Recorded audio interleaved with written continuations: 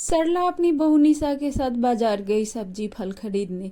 तभी निशा ने कहा, माँ जी सब्जी तो ले लिए, क्या हम लोग गोलगप्पे खाएं? यह कहकर वह गोलगप्पा वाले के यहाँ चली गई।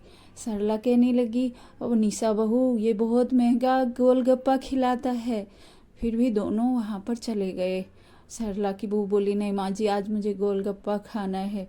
वहाँ पर गोलगप्पा खाए। जब सरला ने पूछा कि भैया कितने पैसे हुआ, तभी वह गोलगप्पे वाले ने कहा 60 रुपया। यह देखकर सरला को बहुत गुस्सा आया, क्योंकि वह बहुत महंगा था। 5 पानी पूरी का 60 रुपया, ये तो बहुत ही महंगा था। तभी उसने वहाँ पैसे तो दे दिए और घर आकर सरला अपनी बहू निशा से कहने लगी, देखो निशा, आगे से गोलगप्पे नहीं खाने हैं हमें।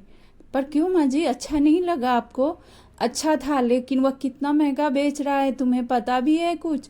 इतने से गोलगप्पे के लिए 60 रुपया लेता है। हाँ माँ जी, ये तो है। सरला की बहू निशा बहुत ही चटोरी थी, उसे गोलगप्पा चाट ये सब खाने में बहुत मज़ा आता था। अब वह सोचने लगी, अब क्या करूं, अब तो माँ जी बोल रही है कि बाजार नहीं जाना है, तो वह घर पे ही बना के खाने लगी।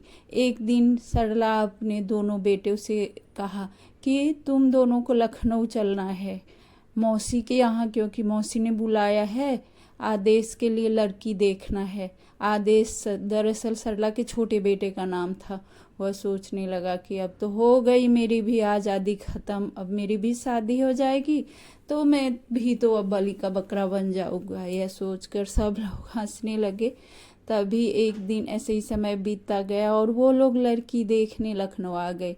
लड़की देखकर उन लोगों को बहुत पसंद आया। लड़की का नाम काजल था। और कुछ दिनों बाद आदेश की शादी काजल से हो गई और वह बहू बनकर सरला के घर आ गई। अब उसने एक दिन निशा से कहा, दीदी हम लोग गोलगप्पे खाने चलें? अरे नहीं, क्यों? क्योंकि माँ जी को पसंद नहीं है गोलगप्पा खाना बाहर जाके। पर क्यों? गोलगप्पा तो बहुत अच्छा होता है।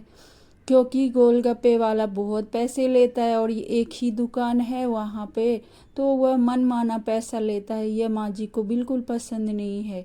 लेकिन आज के लिए चलते हैं ना, माँ जी को नहीं बताएंगे। यह कहकर वह दोनों देवरानी जेठानी गोलगप्पे वाले के पास चली गई और कहा कि हम लोग माँ जी को कुछ नहीं बताएंगे। ऐसे आपस में बातें करते करते वो दोनों गोलगप्पे वाले के पास चली गई और गोलगप्पा खाने लगी। दोनों आपस में कंपटीशन कर लिया कि कौन कितना गोलगप्पा खाएगा। तभी गोलगप्पे वाले ने कहा, ओ मैडम जी, कितना गोलगप्पा खा रही हो? पूरे गोलगप्पे का 600 रुपया हो गया। तभी उसकी जेठानी ने कहा, क्या कहा आपने? 600? हे भगवान, ये क्या हो गया? हम लोगों ने देखा भी नहीं कि कितना पैसा हो गया। अब गोलगप्पा वाले कहने लगा, मुझे जल्दी से पैसे दे दो, फिर आप लोग जहाँ जाना है जो करना है करना। आपस में दोनों देवरानी जेठानी ने कहा, ओ काजल, माँ जी ने तुम्हें कितने पैसे दिया था? अरे दीदी, माँ जी ने तो केवल 500 रुपये दिया था, उसमें सब्जी और घर का दाल चावल भी लाने के लिए कहा था। अब क्या करेंगे? उसी पैसे से कैसे इसको भी देंगे और घर का भी सामान लाएंगे? तभी उसने गोलगप्पे वाले से फ़ोन लिया और उसे 500 देकर कहा कि मैं घर से मंगवा कर पैसा दे देती हूँ। तभी उस गोलगप्पे वाले ने फ़ोन दिया। काजल फ़ोन करके अपनी सास को सारी बात बताई। उसकी सास को गुस्सा तो बहुत आया, पर करती क्या।